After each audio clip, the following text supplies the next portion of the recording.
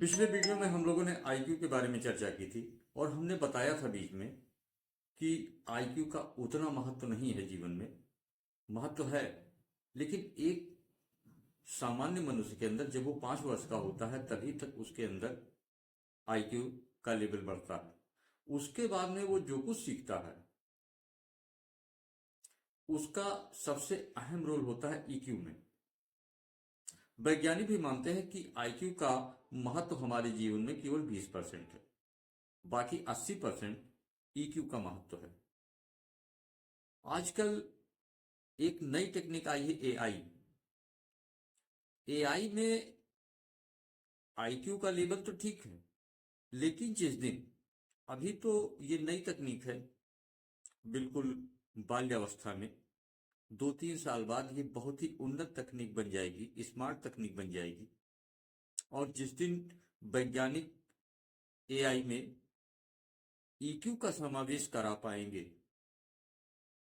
उस दिन इसकी परफॉर्मेंस देखने वाली होगी, पॉजिटिव में भी और निगेटिव में भी। अब आज के फोन ही ले लीजिए, इनका पॉजिटिव उपयोग भी होता है, निगेटिव उपयोग भी होता है। ये तो शुरू से चलता आ रहा है। ये उपयोगकर्ता के ऊपर है कि उसका उपयोग किस तरीके से करता है। मित्रों, मैं राघवेंद्र पांडे आप सभी का आज के इस कार्यक्रम में स्वागत करता हूं और आप सभी से विनम्र निवेदन है कि इस वीडियो को लाइक करें और चैनल को सब्सक्राइब अवश्य कर लें, क्योंकि आगे आने वाली सभी ज्ञानवर्धक आप वीडियो आपको सबसे पहले मिले।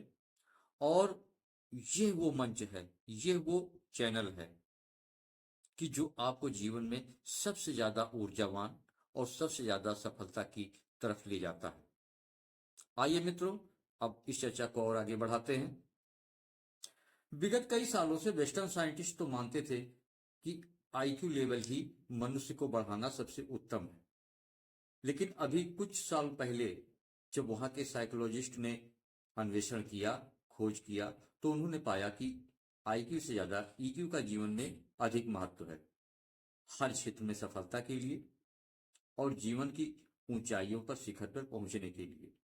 और यही चीज भारतीय पद्धति बहुत दिनों से मानती है, शुरुआत से ही मानती आ रही है कि ईक्यू का महत्व बहुत ही अच्छा है और बहुत ही उत्तम है। ईक्यू यानी इमोशनल कोशेंट, भारतीय स्मृति एवं व्यक्तित्व विकास पद्धति जो है वो ईक्यू का एक बहुत बड़ा स्रोत है। इस पद्धति का अभ्यास करने वाले इस मामले में पारंगत होते हैं, क्योंकि हमारे पूर्वज शुरुआत से, आज से लगभग 500-1000 साल पहले हमारे पूर्वज चूंकि गुरुकुल पद्धति से शिक्षा लेते थे और उसका अभ्यास करते थे, तो भारतीयों के तो डीएनए में ईक्यू समावेश। लेकिन ये अगर निरंकुश हो जाए तो इसका उतना अच्छा उपयोग नहीं देखने को मिलता है। और उसकी मुख्य वजह है कि ईक्यू को कंट्रोल करता है, उस पे अनुशासन रखता है एसक्यू यानी स्पिरिचुअल कोसेंट। और इस स्पिरिचुअल कोसेंट का अभाव हो गया तो हम लोगों का जो है ईक्यू वो उतना महत्वपूर्ण नहीं रह गया जितना होना चाहिए, वो उपलब्धियां हमें नहीं मिल पाई। वैसे तो उदाहरण से हम लोग बेहतर समझ सकते हैं कि जीवन में हमारे ईक्यू का कितना समावेश है। जब कोई दुख में होता है, तकलीफ में होता है, तो उस समय हमारी फीलिंग क्या होती है, उसकी मदद करने की, उसके दुख को दूर करने की। ये तो अपने अंदर की फीलिंग ईक्यू की बात कर रहा हूं। अब बाकी लोगों के ईक्यू को देखिए। आप कुछ मत कीजिए, मोटरसाइकिल लेके निकलिए, उसका स्टैंड लगा रहे, देखिए साहब कितने लोग टोकते हैं।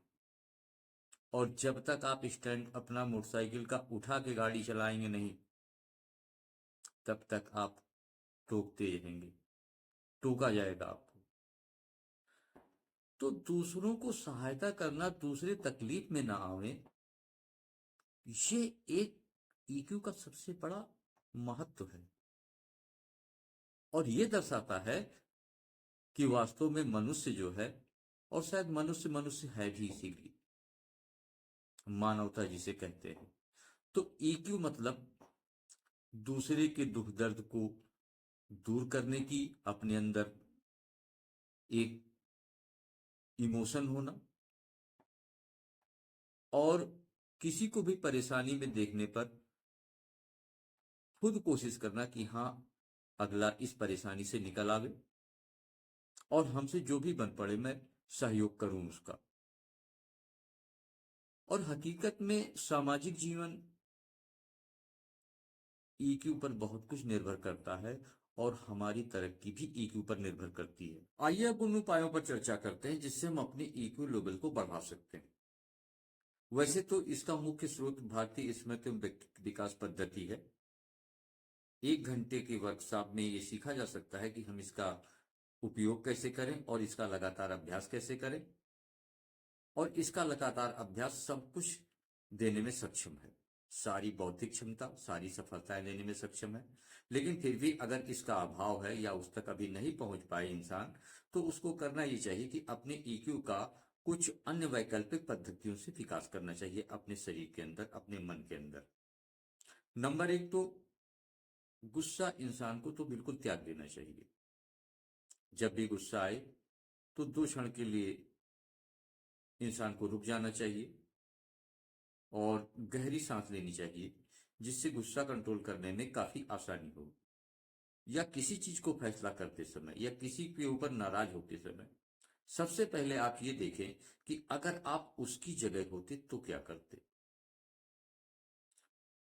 कोई भी चीज हो, कोई भी वस्तु स्थित हो, अगर सामने वाले की जगह अपने आप को रख के देखेंगे तो शायद स्थिति का आकलन आप बहुत अच्छी तरह कर पाएंगे। इसके अलावा लोगों की भलाई के लिए, लोगों की मदद करने में आगे रहना, लोगों के लिए सदैव तत्पर रहना, सहायता के लिए, किसी के दुख तकलीफ में भागीदार बनना, उसका सहयोग करना, उसकी मदद करना, ये सब ऐसे गुण हैं जो ईक्यू लेवल को बेहतर से बेहतर विकास करते हैं। और जब एक बार इसमें आप तत्पर हो जाते हैं तो इन गुणों का समावेश आपके शरीर में, आपके मन में स्वतः होने लगता है, स्वतः होने लगता है। जैसा कि अभी चर्चा के दौरान मैंने बताया कि ईक्यू को कंट्रोल करता है, उस पर शासन करता है, उसको नियंत्रित रखता है एसक्यू। एसक्यू मतलब स्पिरिचुअल क्वेश्चन। इससे ये नहीं समझना चाहिए कि ये अध्यात्म की तरफ ले जा रहा है। हालांकि हकीकत यह है कि अध्यात्म ही प्योर साइंस है, लेकिन ये एसक्यू में हम अपने आंतरिक गुणों का वो विकास करते हैं जो हमारे ईक्यू को नियंत्रण करता है। क्योंकि अगर ईक्यू पर नियंत्रण नहीं रखेगा एसक्यू और ये निरंकुश हो गया तो ये भटका भी सकता है, नुकसान भी पहुंचा सकता है। इसलिए एसक्यू का इस पर बहुत जरूरी है नियंत्रण होना। मित्रों, अगले वीडियो में हम लोग एसक्यू के ऊपर चर्चा करेंगे जो कि बहुत ही महत्वपूर्ण है। और आज ईक्यू पर चर्चा यहीं पर समाप्त होती है। मिलते हैं अगले वीडियो में, तब तक के लिए जय हिंद।